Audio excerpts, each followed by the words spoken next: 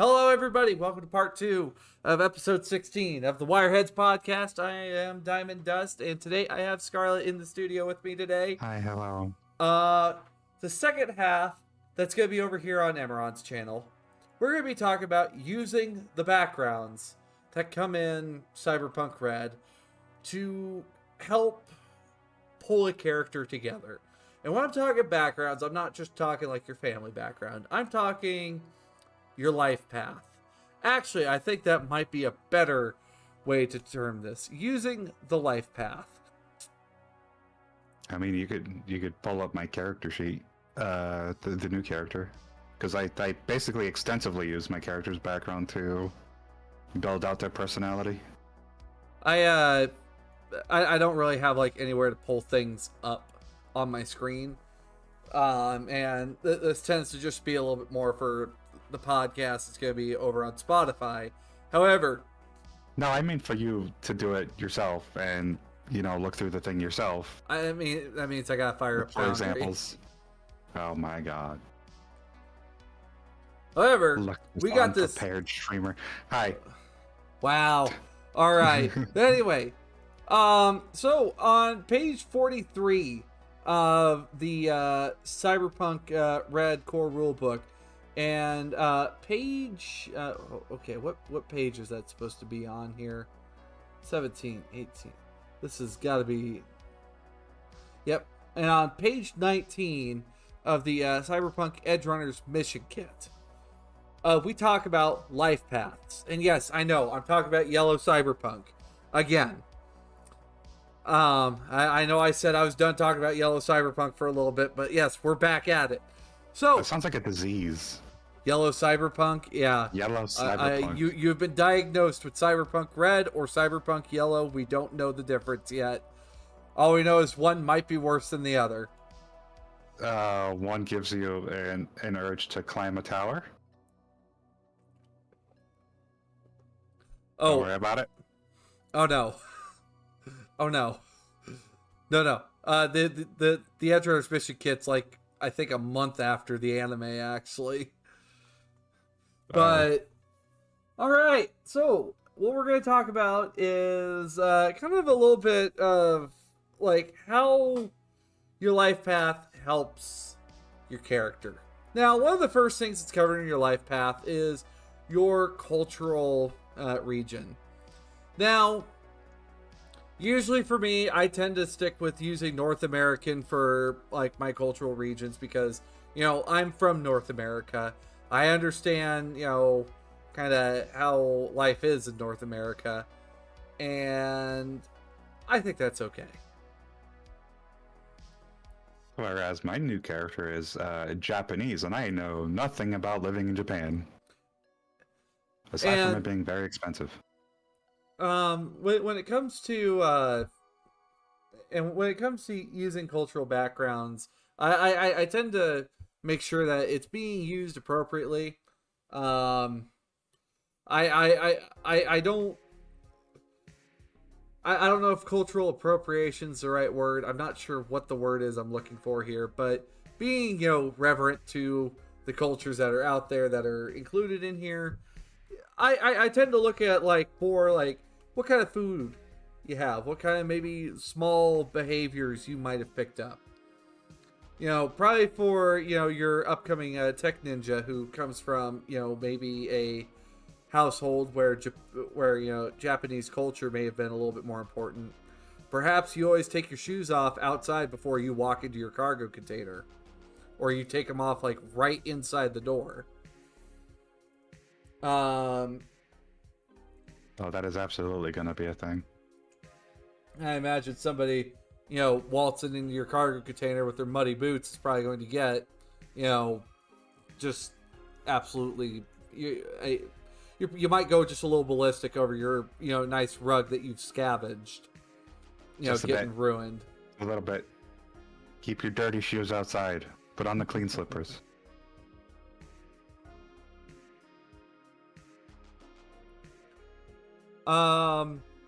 One of the other things that I've wanted to... Before you continue, please, I beg of you, do not use any racist Do not use any racist slang or Yes. speech Slurs. patterns or anything like that. Slurs, don't do that. Don't do that. Yeah, don't do that. I can understand, trying to make your character sound, a certain race, but it never comes off well. It really never comes off well. You ever heard somebody from like Florida try to do like a Jamaican accent for a long period of time? Oh, It's not gosh. good. It's not Oh. good. Yeah. Ugh. And it's okay if every once in a while you might use slang that might be, of a certain culture, that, like, maybe that's how you refer to something. Sure, that's fine. But also, at the end of the day, we also have street slang, which is basically, in a sense, the language of Night City. See, the thing about slang is if you're gonna use slang, use like appropriate to your background and character. Mm-hmm. Like we wrote Grimm's Tales a while ago, and I very specifically went and made a list of terms that car guys tend to use a lot, because nomads just don't really have that much of their own slang. Yep. Which is a little disappointing, honestly. If, for example,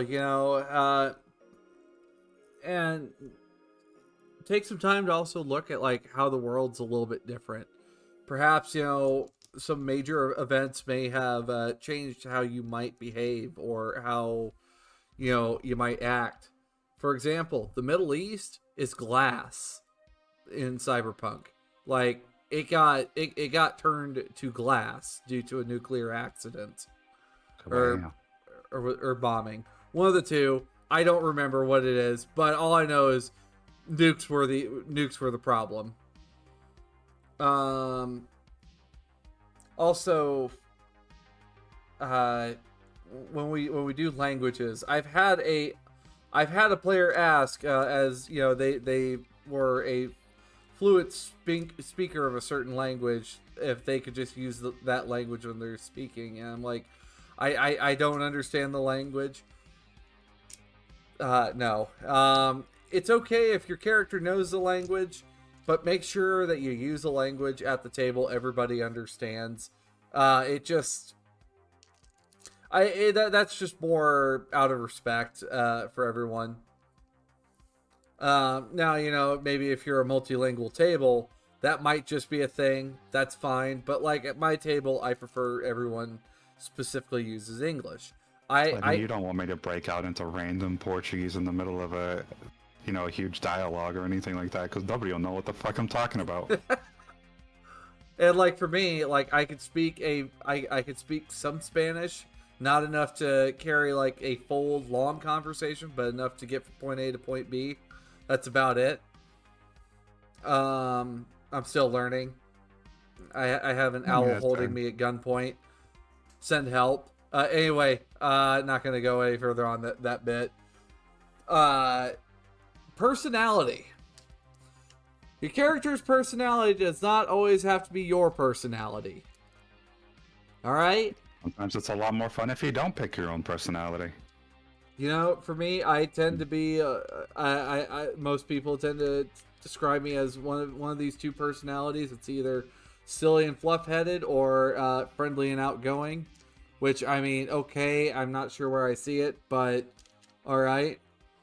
I right now, I play a fixer. She's a little scummy. She's willing to take a little bit off the top. She's known as Skimmer. If she can make an extra buck here and there, she will do it. I mean, Taz is arrogant, proud, and aloof. Mostly the arrogant and proud part. And I can see aloof a little bit in Taz. I believe Hyena was more sneaky and deceptive. Yep. Although I'm playing it more like silly and fluff-headed. Well, I mean, you're sneaky and deceptive. You just happen to have that quirk of nervous laughter, which is amusing. It is okay to have quirks. By the way, have quirks for your characters. It makes your characters just a wee bit more interesting if they have that one quirk about them. You know a character I really like that does that? What's up? Two-Face from Batman. The coin flip? Yeah, the coin flip. Always having to fidget with something? Yeah, that makes a lot of sense. I mean... Having fate decide what happens to a character even though he uses a two-headed coin. Oh.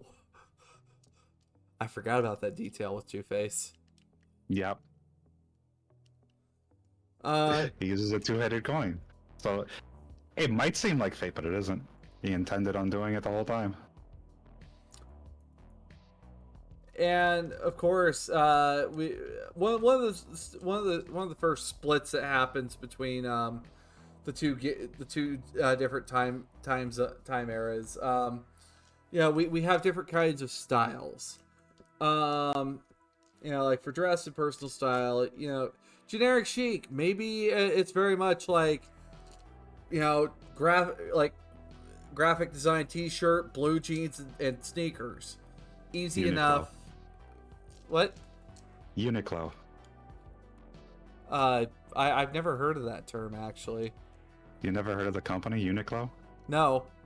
It's a Japanese-based company that mostly sells graphic T-shirts, anime, video games, all that stuff.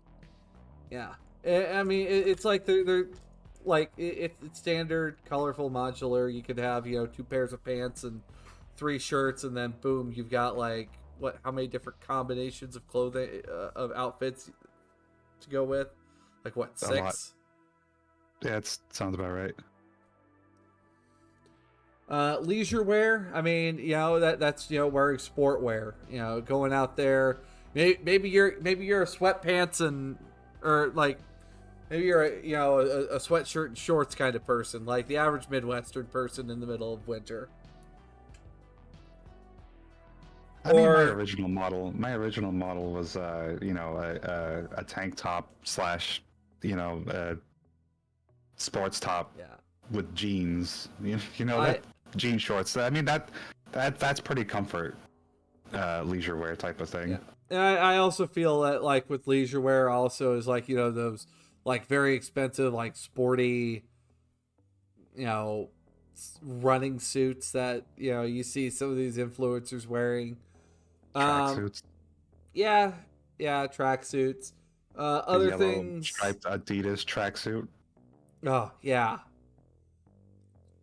And don't forget the matching water bottle and the matching visor and the matching sunglasses as well. You can't forget all that. Nerd. The bag lady chic. Your clothes are a little ratty. They're they got a couple holes here and there.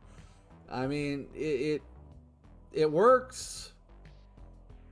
Asia pop if you're very much more into that colorful costume like aesthetic.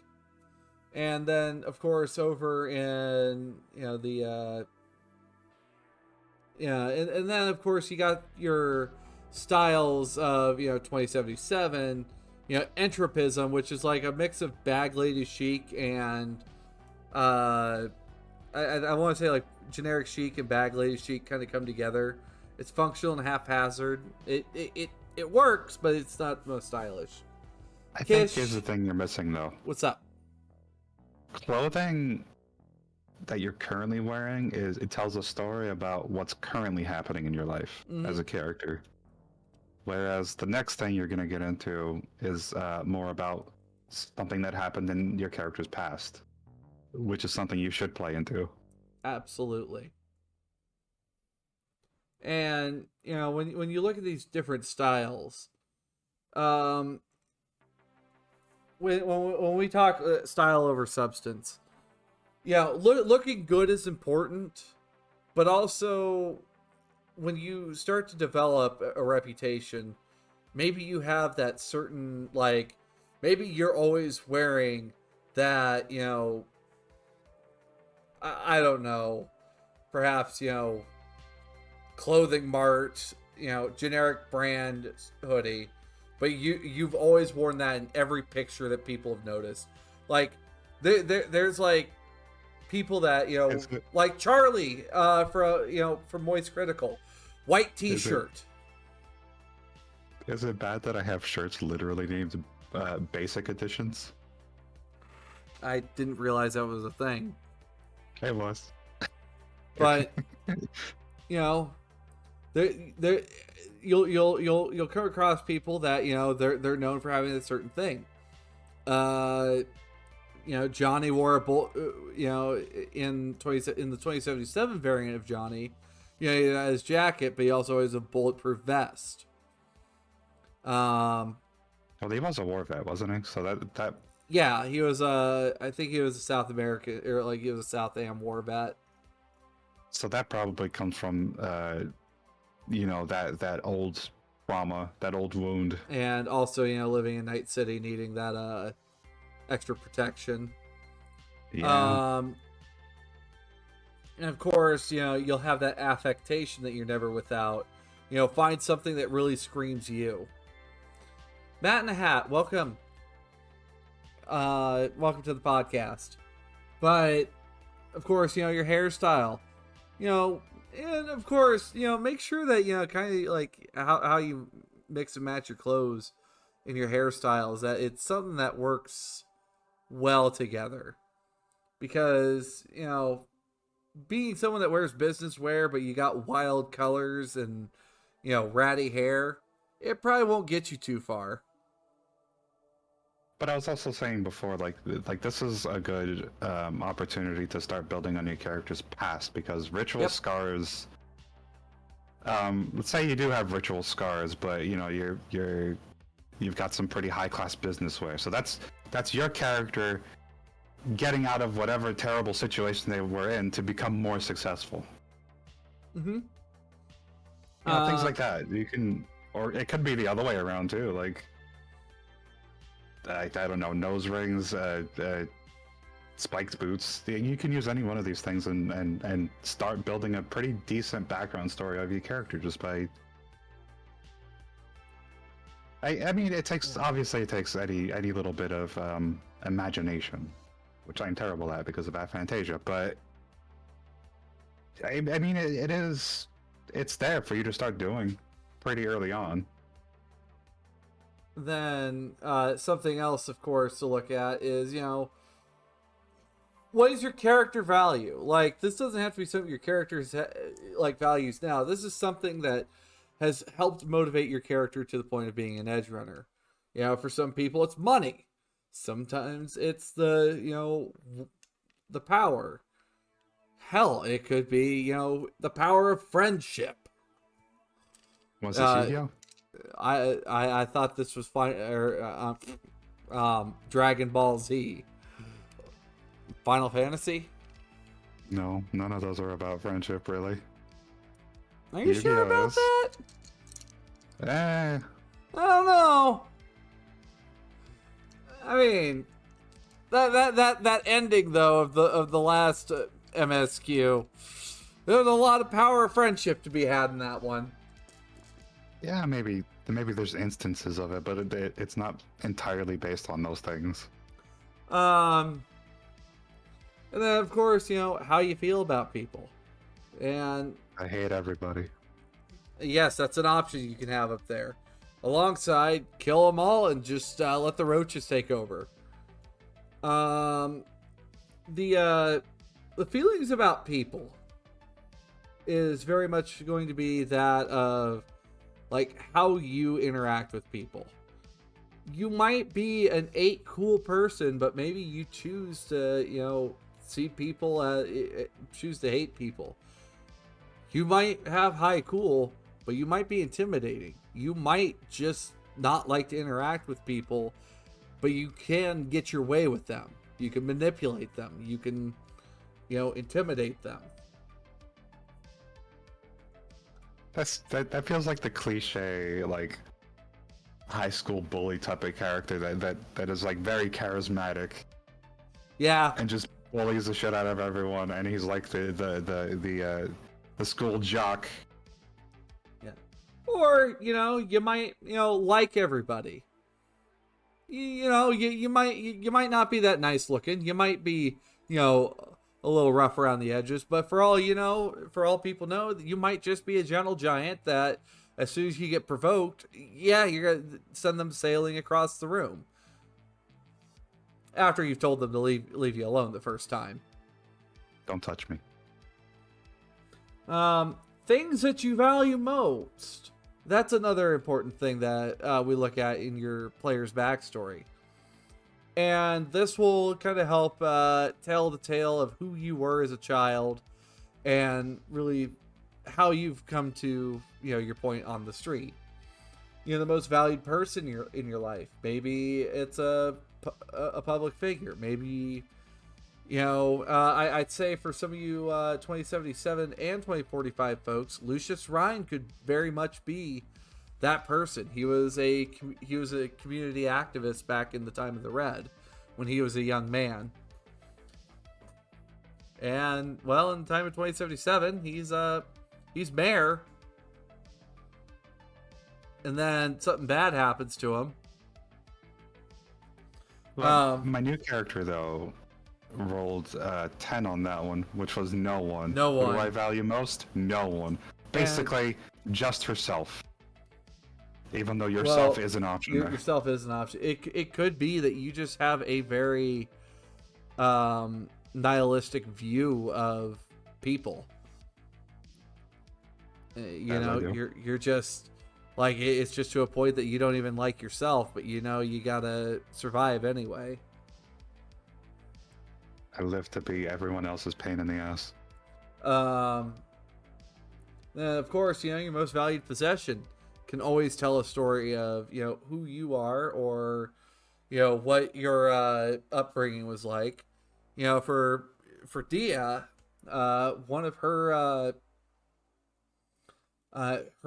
favorite item, actually, I need to look back on that because her favorite item, I think, had changed here. Oh, fuck. Well, okay, but with my new character, by the way, Leona Reese, also known as Leopard, most valued person in her life, no one. However, most valued possession is a weapon. So she cares more about her weapon than she does people. And that could be very telling of someone on in that aspect. Weapon is more reliable than people. It never lets me down. And then, like in the case of Dia, oh fuck it. Let me go grab what her most valued possession is here. It's, well, a tool. I was thinking for a moment what if it was something else, but no, it was her cyber deck. One of the last things that she stole from the Red Chrome Legion before she ran like hell away. It wasn't a great cyber deck by any means, but it got the job done. It's never the greatest one. It's never the greatest cyber deck. It's never the greatest vehicle, but it's the one that got you through the most in life. It's one of those things that helped you get to rank 4.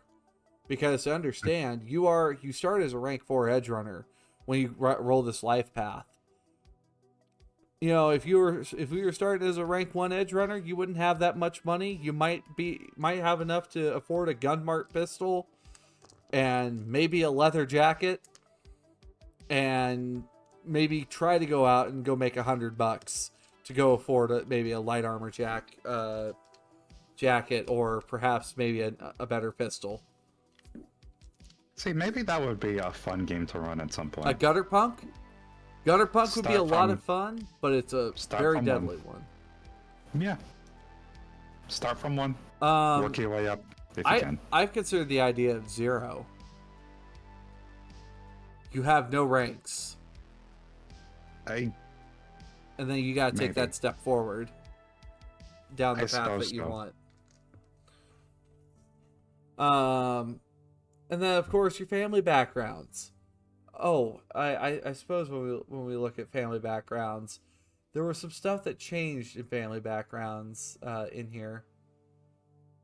Did it?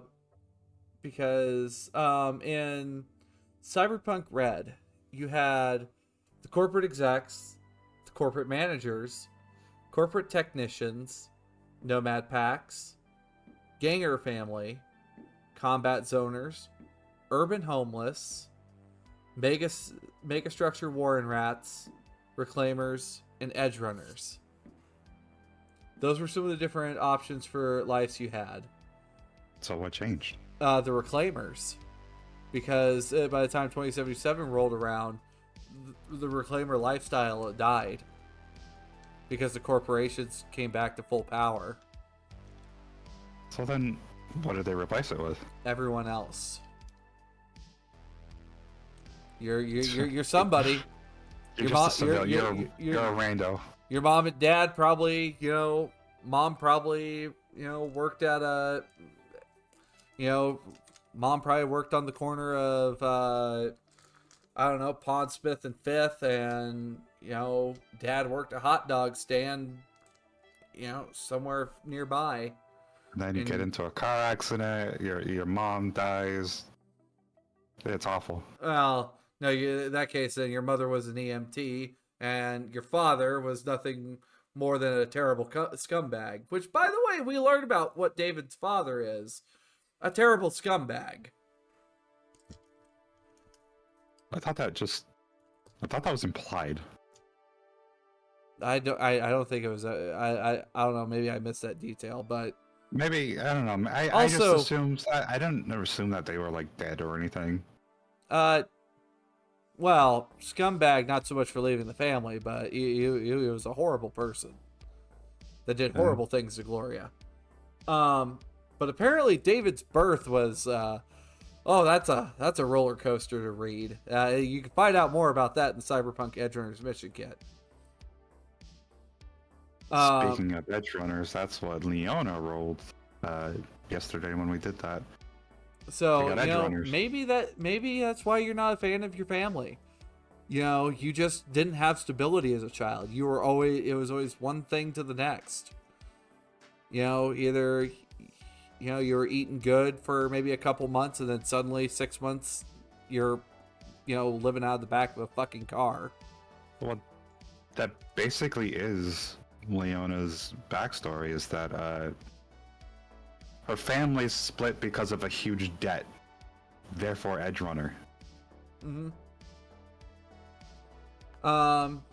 In your environments as well, they like the Edgerunner's mission kit does water some of these down, but we have like dwellings, like small houses that you may have lived in Rancho Coronado when Rancho became a little bit more of a suburban area instead of just an overpacked part of the city. Things were able to change. And of course, your environment, of course, it might create like situational modifiers from time to time, which this is when Jay Gray has talked about using soft skills and soft scores, where, sometimes a background might tell you a thing or two. Like in the case of, your upcoming character Scarlet, perhaps, you understand, some things that are a little differently than other edge runners. That you might get it. Her, if I remember correctly, her childhood environment was in the heart of the combat zone. So she would understand loss of people, wounds, betrayal, that sort of thing. But you also get that the zone is a tough place to live. Yeah, but that comes with all that. Yeah. And, being a kid in the combat zone is very different than being a kid, in where, like maybe a kid going to public school. You went to the school of hard knocks. You had to, fight and scrap for, your next meal. Yay, feral children. I mean, look at Generation Red. I mean, I wouldn't say they're quite feral children, but they ran away from home because, home was not good for them. So they took to the street and went elsewhere. And they ended up in the old Basically, combat zone. yeah, basically the way I was thinking about Leona is like she got good at sneaking around fights and getting away that way, which is why she fits more as a ninja. Mm-hmm. It's less about, oh, she knows ninjutsu and whatever. It's more about she's gotten good at sneaking around combat zones and getting around fights and trying to find ways to get in and out of places she shouldn't be. Basically, Leona's best fights are the ones that she didn't have to get involved in. Pretty much. And then, of course, your family crisis. This is how you end up in your, like, what's the thing that happens that your family falls apart and you have to get your shit together. Leona inherited a family debt. Which we're figuring out what this debt might be. Perhaps your family, fucked up a job real bad, and the fixer needs, compensation for what went wrong, and I guess that gets passed on to next of kin. I mean, that's a monetary debt. There could be more generational one, I suppose, where maybe somebody in the family, killed the wrong person in another gang. Now that's your debt. I mean, that could be the case too. We'll have to figure out what that debt might be. And sometimes with fixers, it might not be so much a monetary debt, but it's very much more, this is now your problem, and I want your head for it. So, I mean, yeah, that can be a lot of things. And then, of course, your friends. Who can you fall back on when things get a little tough? Who might happen to have who might be able to provide you a hand in something that, maybe you need help with? Leona rolled a -1.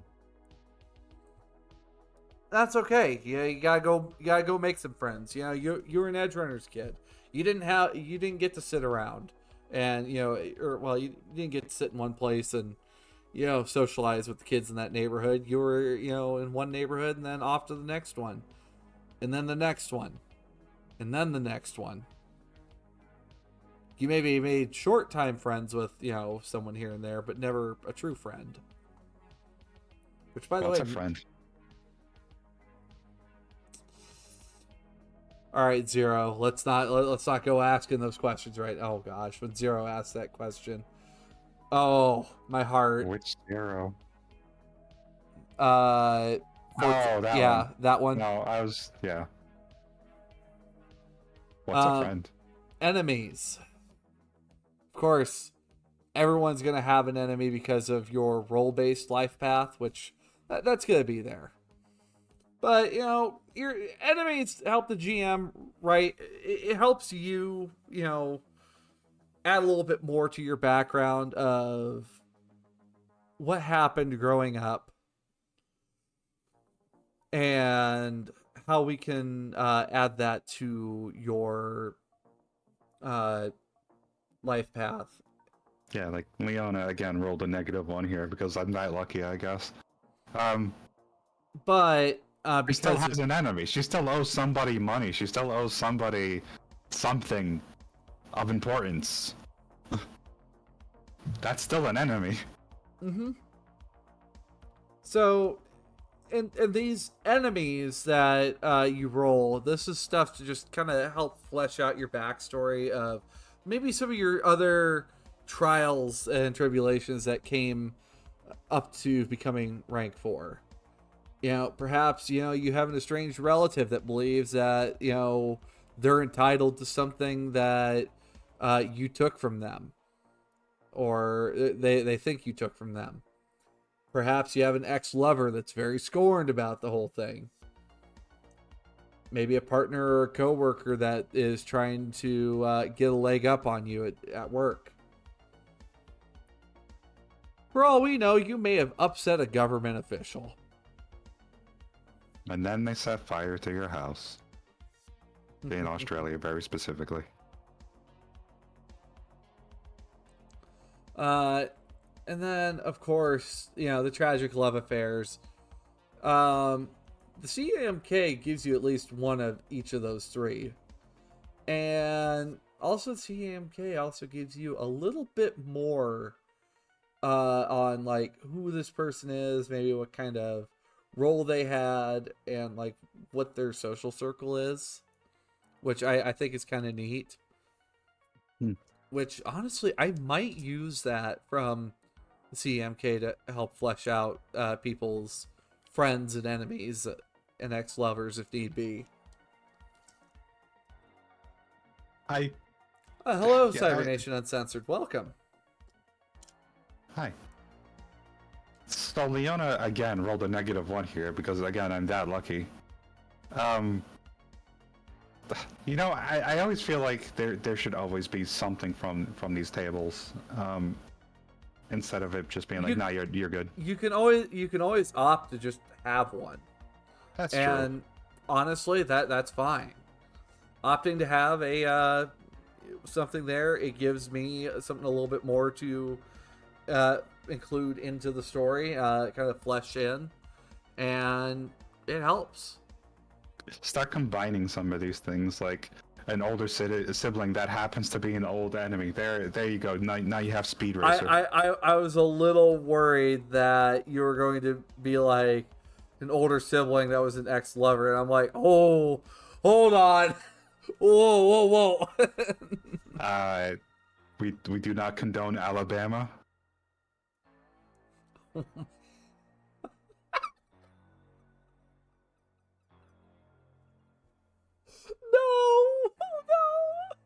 What?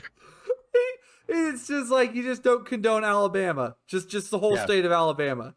No Razorbacks. No what else? What other good things?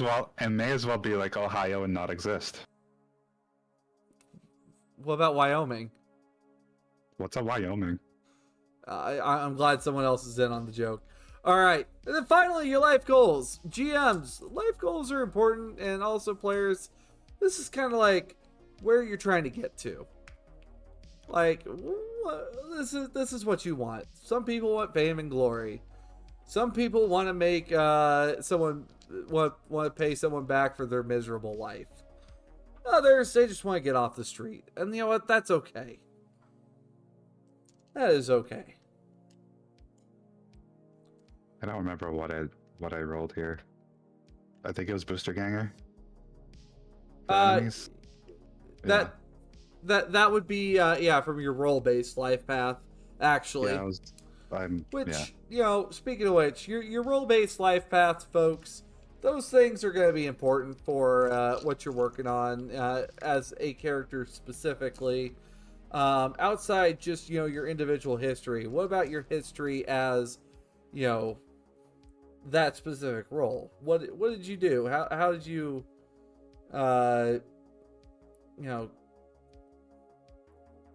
Fiona took a hit she probably shouldn't have. She took a contract she probably shouldn't have. Now she made the Booster Gang very unhappy. For example, Rocker Boys, they talk about, what kind, like, how you deliver your media. Are you an orator? Like, do you give, like, speeches that, rouse the masses? Are you a DJ? Are you an idol? Are you part of a group, or are you a solo act? And they even offer up, like, were you part of a group at one point? What happened there? What was the reason that you left? And then also, like, where's your favorite venues to perform? And who's gunning for you or your group, where it makes an enemy. But it also what's up? I was gonna say, I feel like my music has gone too corporate. Now excuse me while I lock myself in a room and totally not get killed by my girlfriend. I mean, shoot myself with a shotgun. Oh. Kurt Oh, Cobain. oh, wow. Well, I was gonna say, I mean, let's look at Johnny, walking away from Samurai to go do something that he believed in, I and went with a real life example, I I, guess. I, With Kurt I, Cobain. I yeah, whoo. But um, Emmerron, we're simply talking about this because of looking at the backgrounds, but who's gunning for you or your group? We've got all these other great ideas for enemies that might exist out there. Um, solos talk about what kind of work you do. Like what are your scruples about it? Where you work and your enemy. Uh, Tech, what kind of work do you do? Like, what do you work on? What do you tinker with? What does your workspace look like? Microbiotics. Oh. And then, your clients and, who's after you. There's just all sorts of good stuff here. Like, that, can really help build your character into who they are, flesh them out beyond just the general overview of that character. For example, with execs, some backgrounds that you can have as an exec. We can look at, what division you work in. Maybe it's procurement or manufacturing, research and development, human resources, public affairs, or mergers and acquisitions. What's up? Sorry for interrupting. I was going to say, you know what I think would be a fun exercise using all of this? What's up? Build a character's background using this, like Batman or so, and see where exactly we can get it to fit on this on these lists of things. I suppose another thing that we look at, like lawmen, like what's your position? Maybe you're a guard. Maybe you're a standard beat or patrol. Maybe you're criminal investigations. Perhaps motor patrol. Even internal affairs. Can I be a bouncer? I mean, I feel like solos tend to follow like bouncers, like with bodyguard work. But then of course, A bouncer really wouldn't fit there. You don't think a bouncer would fit as a lawman? Well, I mean, do you often see bouncers like call in backup? Yes, sure. Then again, I've been to smaller places where there's like maybe one or two bouncers. I've never been anywhere that's like a full team.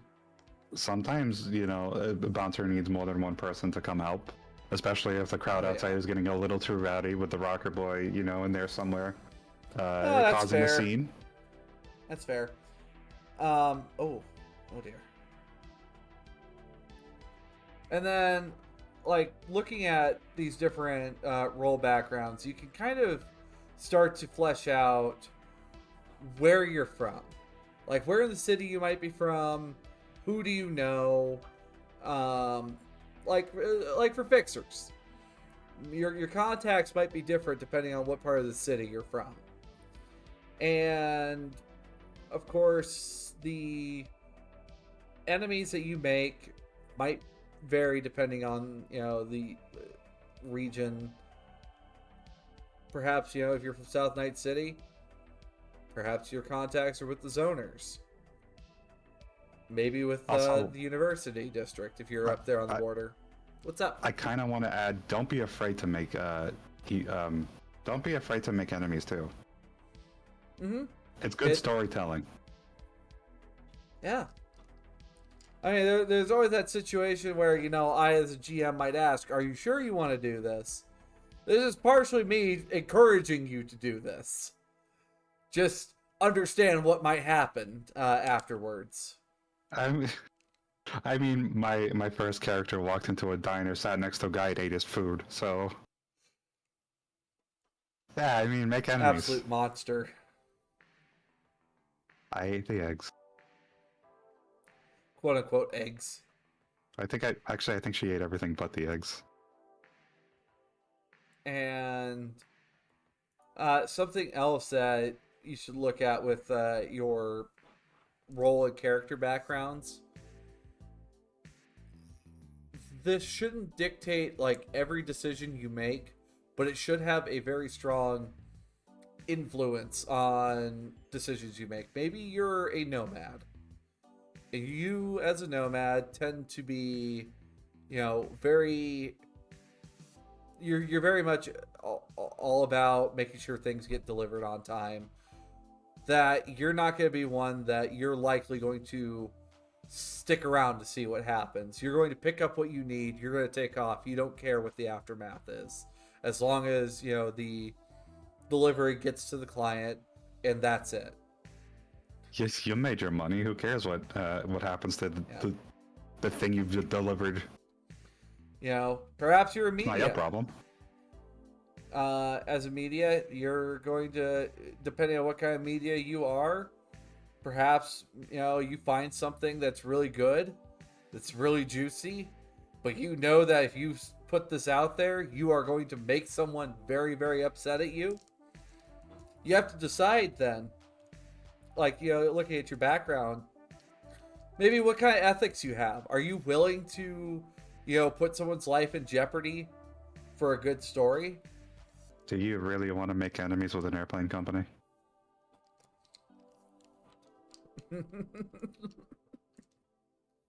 Oh gosh. One of the other things that you got to consider when look at your background as well. Sometimes consider what your friends might think when word finally gets back to them about you just ripping the arm off of someone because you wanted that arm. I don't think you're gonna have friends for much longer. It must have been a really good arm. I mean, it might have been, maybe a tech upgraded cyber arm that's got 5 slots in it. Maybe I thought I could use him more than he could. And and some of the other thoughts is just like how far are you willing to go? That is something else with life paths that you're looking at. Is just like, are you willing to take such actions full knowing that this is something that you probably wouldn't agree with, or you probably wouldn't be able to sleep on later that night? Would really killing an innocent who just happened to witness what you did make you feel better?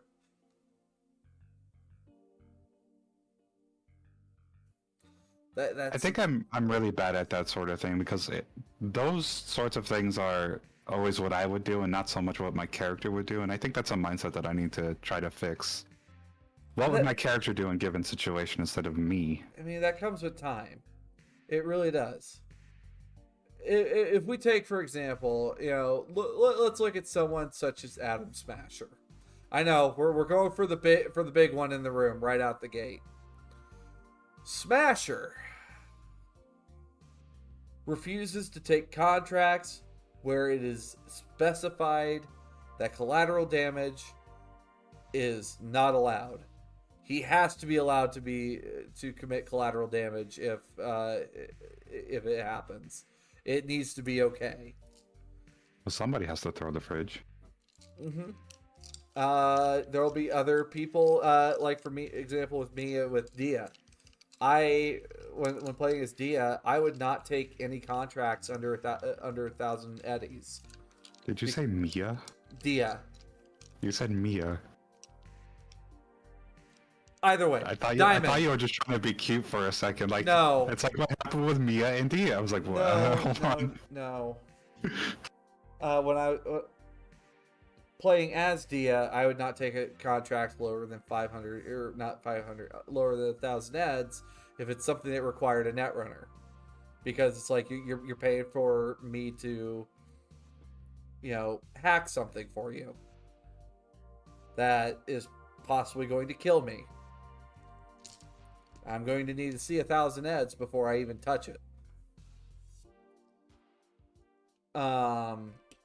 Whereas Hyena literally paid somebody to play a game with her.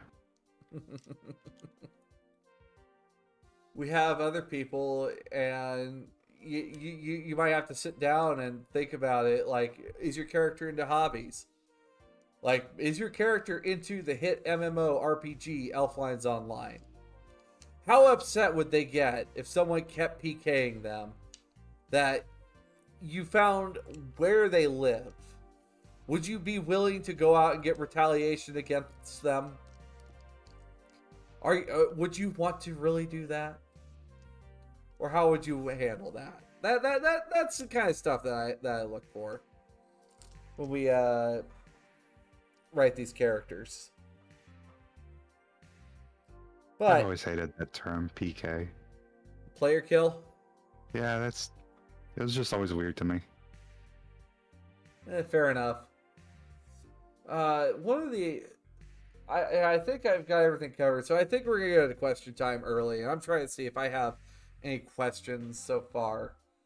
And honestly, Scarlet, if you don't have an answer to some of these questions, that's okay. I could just bullshit like I do every time. Oh my gosh. Alright. Okay, alright. Questions. Do I have questions in my Discord? I have a couple questions. Alright. So, question number 1.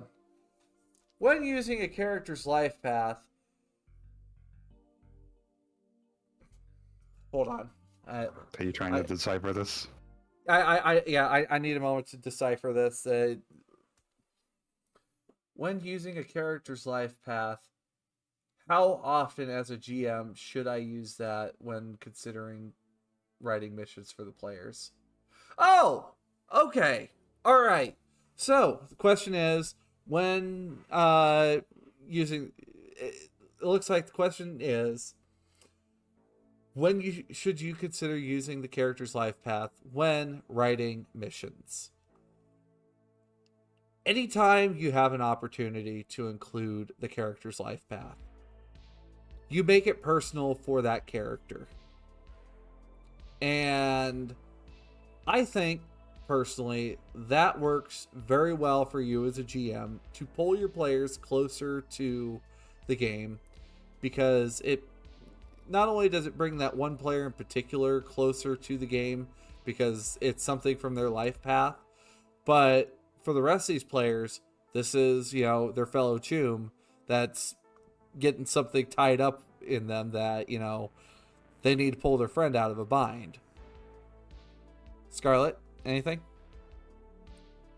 I mean, writing in general is kind of difficult, and in having a life path, a character's lore that you can pull from is definitely helpful.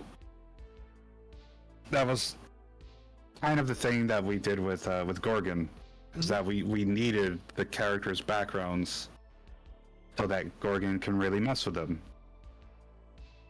Gorgon would be very difficult to play without that, crutch there. Yeah. I don't even know if I call it a crutch as so much a tool. Life paths are very much tools for the players and GMs to tell better stories with.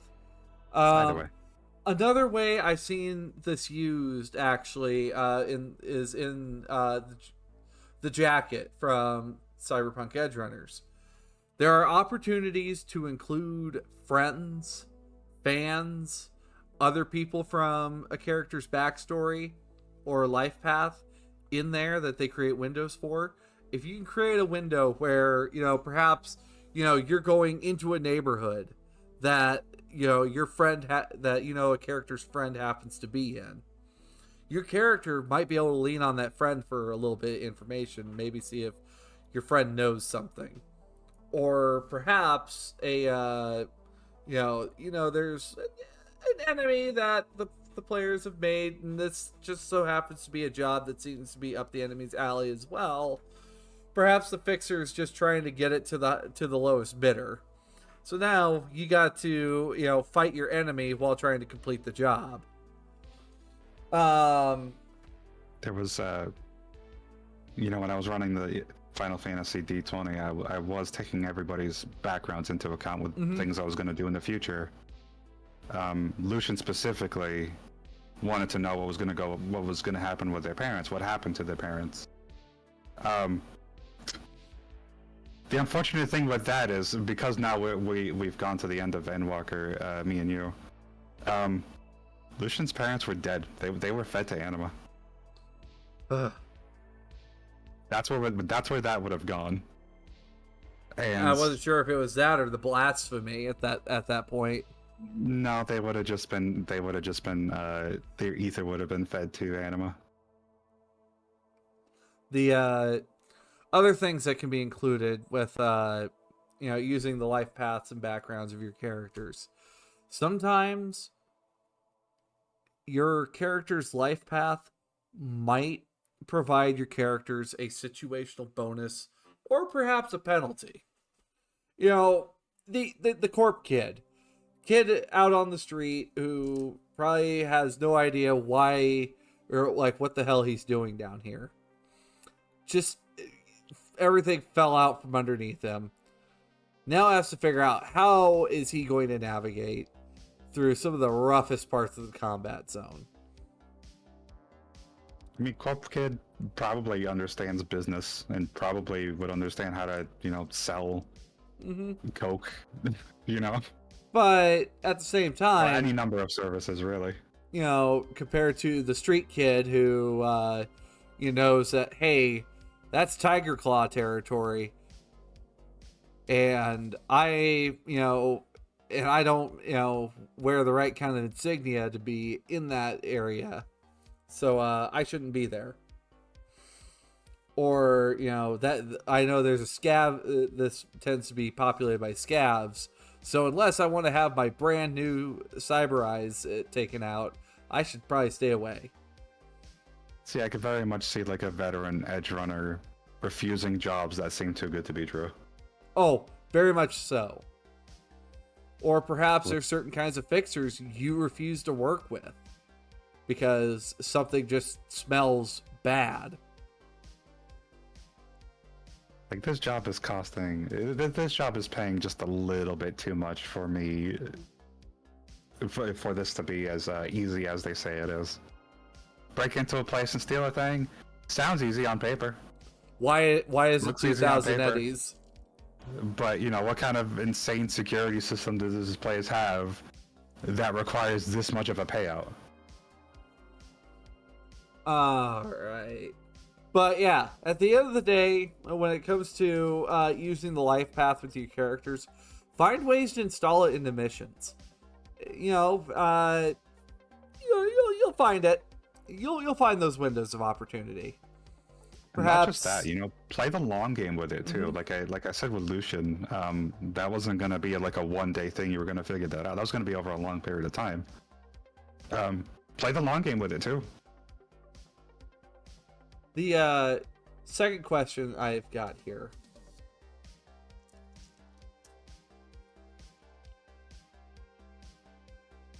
If my character wants to have a change in their pace of life, how can I put that into my story?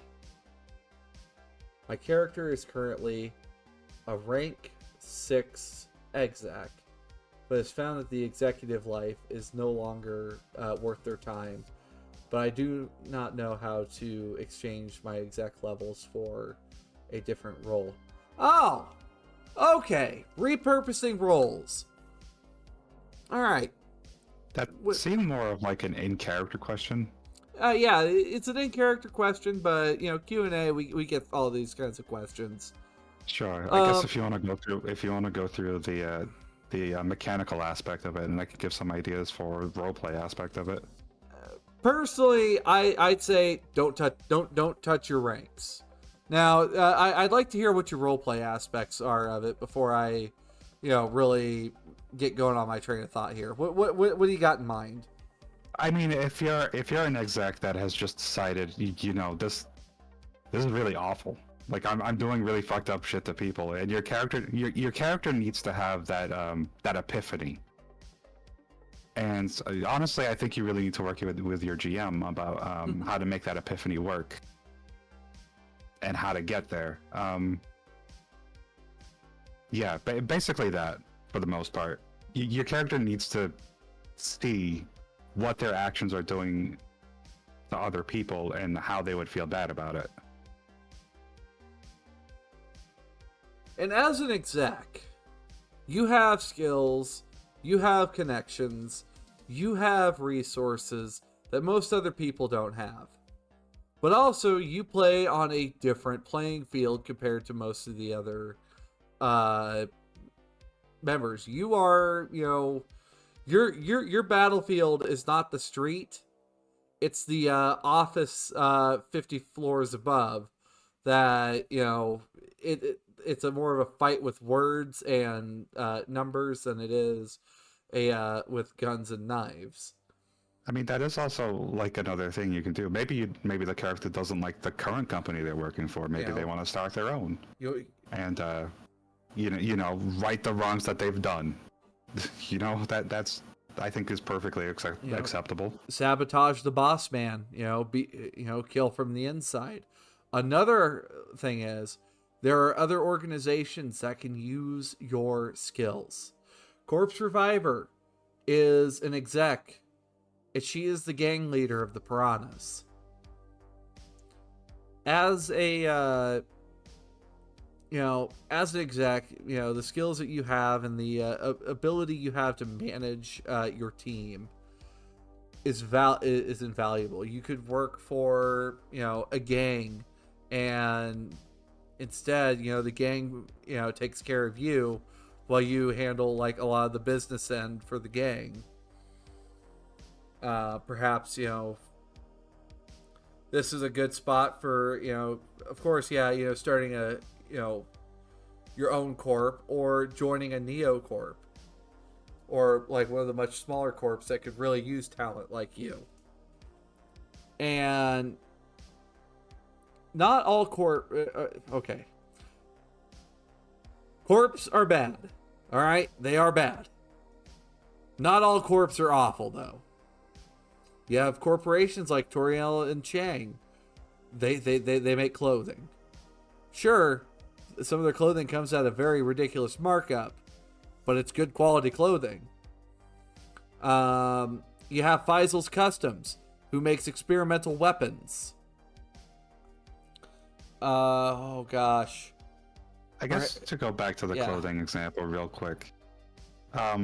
If you're working for that clothing company and you don't like how, let's say, the manufacturing of this clothing is happening, whether it's like child labor or something awful, you could very well try to take over the company and run it yourself. You could make a rivaling company, it might be fledgling, but you can do things your own way.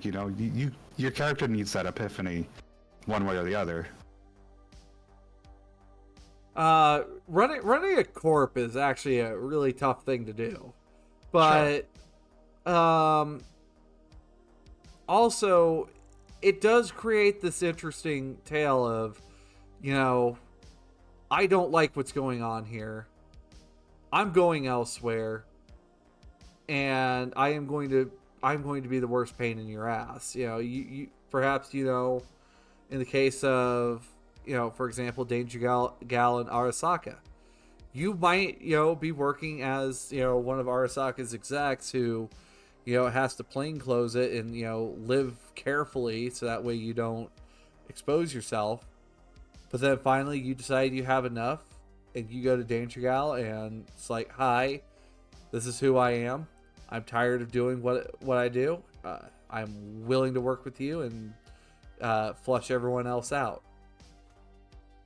Now it creates new enemies. It creates a new story. And you have to figure out what you're going to do with the fact that you are very much now a big fucking target. NDAs are a terrible thing. Oh yeah. You could work for you could work for the mob. You might, sure, you might have to deal with corporations, but you know how to deal with suits. You might work for a shell company that is part of the mob that, yeah, you get taken care of pretty good by the mob. They give you a nice place to live. They give you people to help you. In return, all you gotta do is make sure the business stays going.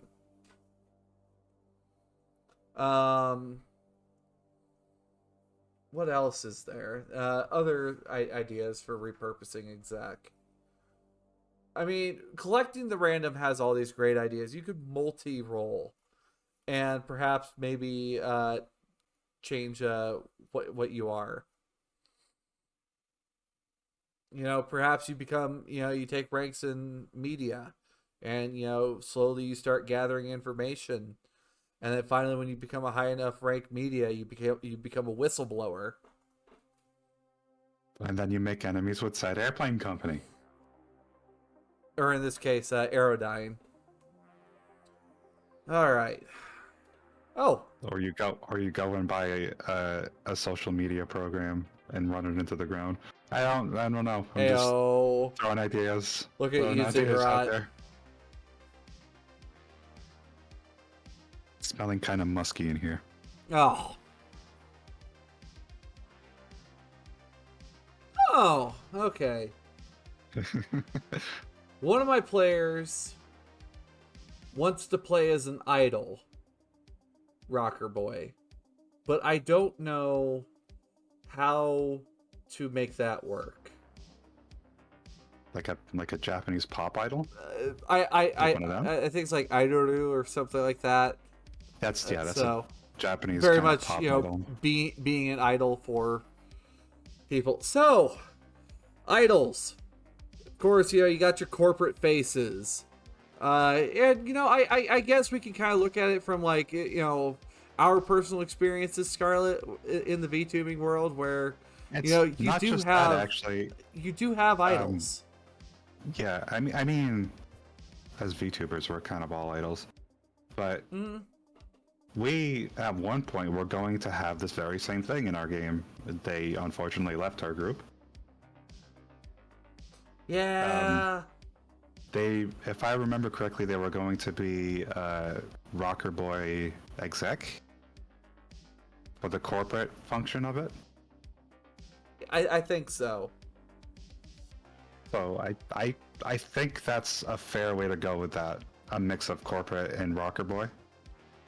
But I suppose if we're playing this as if it's Rocker Boy with that twist of being an idol, very much your player should really look to be that perfect somebody for everyone.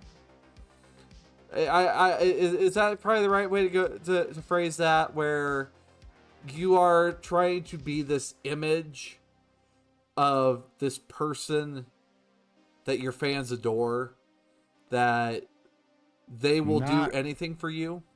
Not quite. What do you think? It's not quite that, because there are different types of idols. I know that. You are basically targeting a group of people, whether it's the goth type or oh god, what else? Tech, even. Like if you wanted to wear more techie stuff, like me. Yeah, you need to target your audience and then build off of that. And take advantage of it in every possible situation and then run it yourself. For example, one of the rocker boys I have is Holly. She's an idol. She is an idol to the Elflines community. She looks like an elf. She speaks Elvish. I think they use Elven in Elflines Online here. And very much her fans will protect her with their own skin. Yeah, I mean, basically you would try to get yourself as high as a rocker boy as you can, while still also taking some skill in exec. I feel like exec, if you want to be like, a corporate rocker boy, I could definitely see it. They take care of you, but you have to, be this character for them. I guess it goes two different ways. Like what you're saying with like that corporate route, you're very much being this character for this audience. Yeah, I mean, I guess I'm looking at it through the lens of a VTuber, because there Yeah. are a lot of VTuber corporations that they either buy your character from you, the rights to your character, or they give you a character to play with. Hololive does it. I'm not sure about VShojo. I think Vishojo, I think they're all independent projects that are all under one umbrella. Yeah, that's probably true. I mean, Ninja Sanji, of course, you've seen that, and Yeah. like how bad that one gets from time to time. I mean, that's people being fired, losing their characters, and having to start over as an independent. Like that could very much be a story in itself. As an idol, that's something you absolutely have to worry about. You need to worry about your presentation to people. Because, imagine if, your rival is a media, all it takes is you doing one thing. And if this media has some really bad scruples, suddenly that footage is going to be AI enhanced to show you stomping on some poor homeless person instead of a scav that was trying to attack you. I would use a very real life organization, but I hear are very litigious, so I won't. Gosh, now I'm trying to think. Trying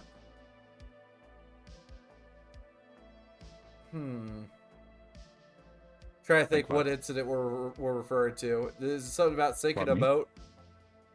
That's no, a group. It's an organization known for writing about celebrities. Oh. Starts with a T. Okay. With the last letter in the alphabet. Yep. Those guys. Yep.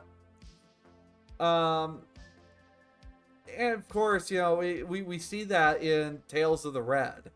There is somebody that is like that, where they're sleazy, they're scummy, malarkey. Yeah. But if you're gonna go the idol route, the way I think you would play the character is, you would definitely try to have your fans do a large majority of your work. You are likely not going to have very high combat skills. You would just sort of. I mean, maybe you're a Militech idol, and you're the bad bitch that's shooting people with Militech branded weapons. If you're a corporate idol, I guess it's more fair to say that it kind of depends on the life role you're taking up. Then. Oh, absolutely. Like you could very well be an idol, and your whole story could be how you've come from dirt poor combat zone, and now you're a popular person. Anybody can do it, even Anybody you. can do it.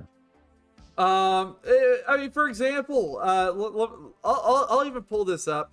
The reason why I'm kind of laying on this one in particular is because it is speaking out to something that we have a little bit of IRL experience, I guess, with like what we've witnessed in like the VTubing industry, where you could see the rise and fall of many people. I mean, hell, even independent VTubers have had their falls. Like a certain person that decided to extort their artist. I am glad I dodged a bullet with that one. So, I mean, that's so many people. Orca. Oh. One who didn't even coordinate what time we were supposed to collab until it was like 5 minutes till collab. Oh, right. Yeah, that one. Yeah.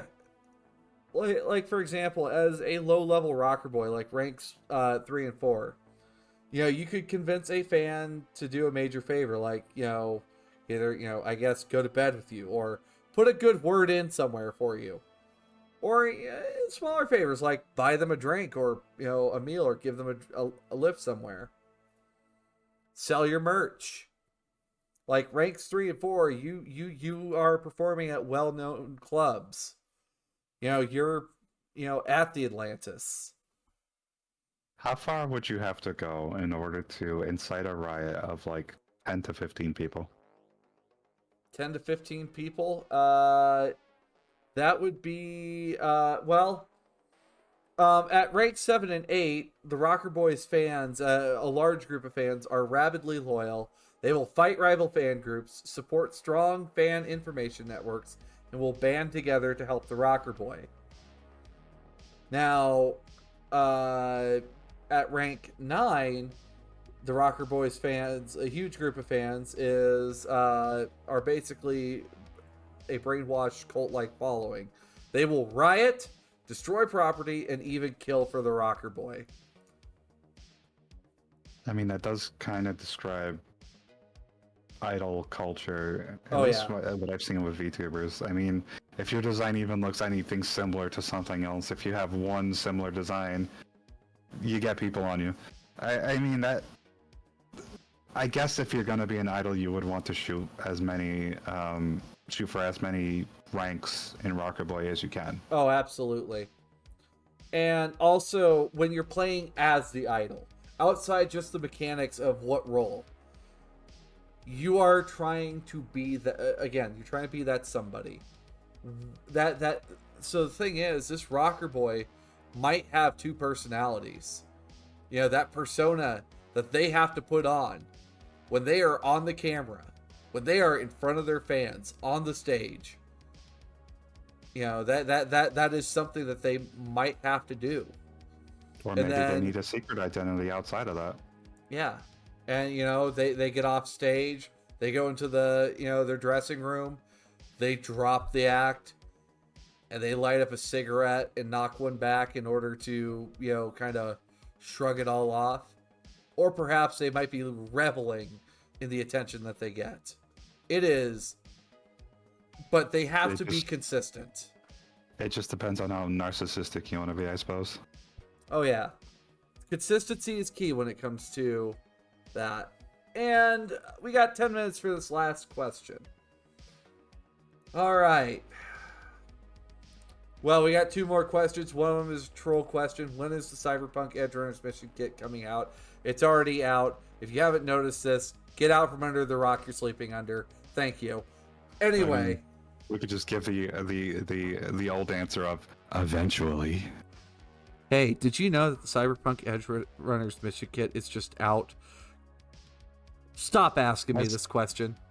Is this just going to be the Final Fantasy XIV copy pasta, but instead it's Cyberpunk Edgerunners? I don't know. Have you heard of the award-winning MMORPG? Never mind. Well, I mean, the Edgerunners mission kit did get platinum sales already over on DriveThruRPG, which is huge. No other book from Artel, I think, has hit platinum out the gate. But then again, I mean, the Edgerunners show was actually super popular too, so I'm not surprised. And so is the video game. Yeah, after the first year. And now that has nothing to do with Artel, it has more to do with the CDPR failing. I mean, it was more because the fans were like, "Give us game." And no, now I see that's not what happened. Oh, I thought CDPR. CDPR wanted to push the game out as quickly as possible. Because of it's funny how the corporations pushed out forced the company to push out a game that their investors. Anyway. CDPR the irony. is split up into a bunch of subsectors. So their developer group didn't really have a say. Their umbrella group, I don't fully recall their name. It was just like, no, push this shit out right now. You have been working on this for too long. And finally, last question that has come up here. Oh. When does the Cyberpunk Edgerunners mission kit come out? No, it's taking me a moment to decipher this one. Oh no. I don't think I have access to whatever channel you're looking at, so I can't tell you. This is a Google Doc. Oh, okay. I think I understand what we're asking here. Shoot, what does it say? Okay, gonna try my best here. If you are in chat right now, please, let me know if it is or not, or if you want to be shy, that's fine too, I guess. But question is, all right, hold on, I had it. Sound it out. That's the problem. There's too many there's too many consonants, not enough vowels. Oh no. But all right, I think what I'm getting from here, the question is, when do you think a character's life path should end? And is this more like when the character reaches the life goal? Like, I guess looking at this, a life path is just more what brings the character up to current day. This is just like the what happened leading up to here. It's the lore building on your character. And sure, I guess the best way to wrap up the characters when they hit their life goal. Like they've achieved their life goal, they're finally there, they finally made it, or they're dead. I mean, that's not. Life path doesn't exactly end until it becomes the death path. Yeah, and I guess things can get added to your life path, like friends and enemies and tragic love affairs. Life path isn't just what happened in the past. It is currently what's happening to you. So it speeds us up to what's going on with you. I think life path ends with when either you retire the character or the character dies. Mm-hmm. I guess it's just like like that's about it. Yeah, it's like whenever your character decides to, hit the dusty trail. Walk off into the sunset or get buried 6 feet under. So my secret benefactor has decided that this question that is mainly for the Artal people, but for you now as well. What is your ideal sandwich? What is your ideal sandwich, Scarlet? Peanut butter and jelly? With fluff? Fluff. Marshmallow. Oh, marshmallow fluff. Okay. All right. I was just like fluff, like dandelion fluff. No, like marshmallow. Yeah. I'm a very basic person. It depends on what time of day too. Like during the day, I would love a roast beef sandwich.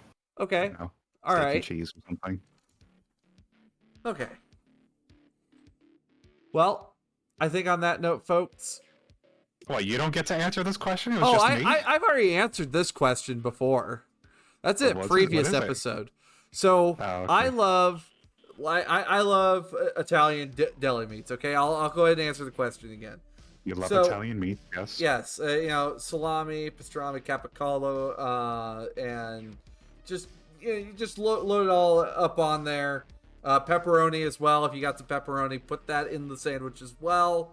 Probably some ham, and then lettuce, tomato, red onion, some oil, vinaigrette, or if not oil, some mayonnaise, and then salt and pepper, and then personally I like it on like sub sandwiches, but I'll have it as a standard square sandwich as well. Does a calzone count as a sandwich? Yes. But then I really like pepperoni and cheese calzones. It's very basic. Very good. But I love it. Yeah.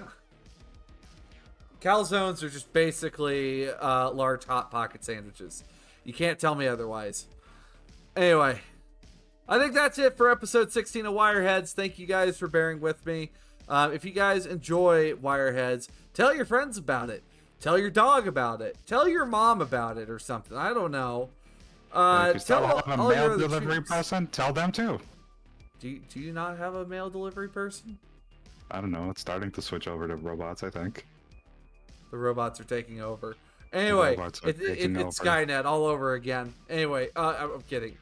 I'm kidding. Anyway, what else? Of course, quick shout out to Scarlet Darkmoon. I will also include Excuse me. her.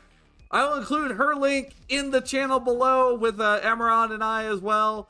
And Or it might be. oh my gosh, leave me alone. Leave me alone. No. But yes, I'll include her channel in the description below. Go check her out. She's wonderful. She does a lot of horror games, and every Monday she does Metal Gear stuff. So if you guys are Metal Gear fans, go check out her channel. Of course, a final shout out here as well in the chat. So boo, yeah, chat. So until then, folks, hope you guys have a wonderful night. Hope to see you guys next Wednesday for more Wireheads. I'm not sure what we're going to be talking about yet, but keep your eyes peeled. We're going to be talking with Tomas from Free League Publishing about Blade Runner here pretty soon. Of course, Blade Runner being a godfather of Cyberpunk. Or grandfather of Cyberpunk. Old man Blade Runner. Oh, yeah. So until then, folks. Bye-bye. Bye-bye. Bye-bye. Bye-bye.